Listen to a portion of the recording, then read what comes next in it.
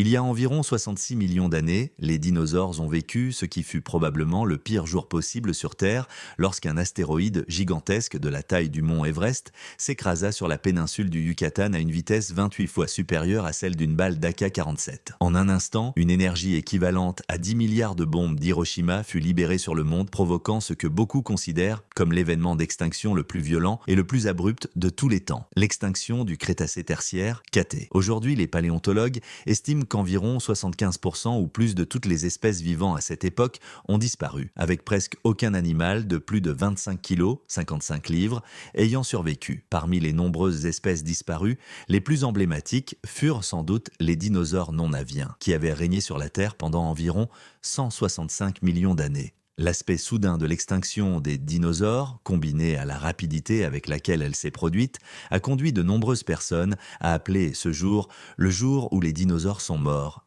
Et plusieurs documentaires portent même ce titre. Mais les dinosaures sont-ils vraiment tous morts en un seul jour? Après tout, ils étaient là présents sur tous les continents à la fin du Crétacé et étaient très diversifiés, avec des chercheurs estimant qu'il existait plus de 1000 espèces lorsque l'astéroïde s'est écrasé. Nombre de ces dinosaures étaient de cuirassés, d'autres géants et certains même inférieurs au seuil de poids critique. Il semble donc difficile de croire qu'ils aient disparu en un instant. Les paléontologues pensent en effet que la disparition des dinosaures non aviens n'a pas été instantanée. Techniquement, des dinosaures étaient encore présents au début du Cénozoïque. Cependant, les études confirment que la majorité des dinosaures ont péri dans les premières 24 heures à cause des multiples effets de l'astéroïde. Chaleur extrême, incendies de forêt, ondes de choc, séismes et tsunamis représentaient tous des menaces réelles, en particulier dans l'hémisphère occidental. Beaucoup, même à 1500 miles, 2400 km, de l'impact, sont morts en quelques minutes. Certains dinosaures ont été épargnés par ces effets immédiats,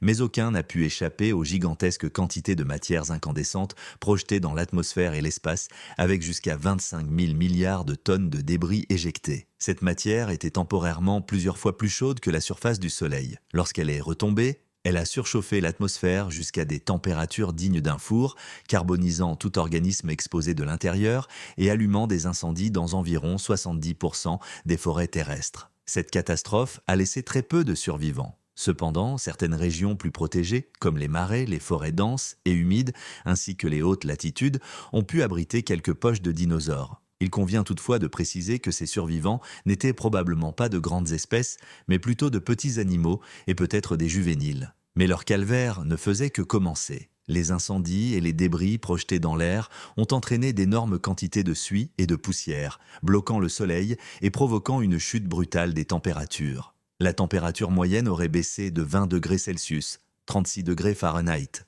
Ce hiver apocalyptique fut le coup de grâce pour les dinosaures non aviens. Mais personne ne sait exactement combien de temps il leur a fallu pour disparaître totalement. Certaines études estiment que les derniers survivants ont tenu quelques semaines, mois ou même années. Les carnivores auraient survécu plus longtemps grâce aux nombreux cadavres disponibles au début, tandis que les herbivores, privés de végétation, étaient de condamnés dès le départ. Une étude récente suggère que les dinosaures non aviens auraient mis 15 ans à disparaître complètement, tandis que d'autres recherches avancent un maximum de 100 ans. D'autres chercheurs pensent que certaines populations ont persisté pendant des millénaires, voire des dizaines de milliers d'années. Une étude de 2013 estime que la disparition des dinosaures non aviens aurait pris 33 000 ans. Certains vont même jusqu'à suggérer qu'ils auraient pu survivre jusqu'à 1 million d'années dans certaines régions. Parmi les théories les plus controversées, des fossiles de dinosaures datés du Paléocène ont été découverts au Nouveau-Mexique et au Colorado environ 500 000 ans après l'impact. Cependant, la communauté scientifique conteste ces découvertes, estimant que les fossiles ont été redéposés après leur érosion. Aujourd'hui, le plus jeune dinosaure accepté par la science est un tricératops qui aurait péri au moment de l'impact. Quoi qu'il en soit, il est fascinant d'imaginer que certains dinosaures aient pu survivre plus longtemps que nous ne le pensions. Merci d'avoir regardé et à la prochaine fois.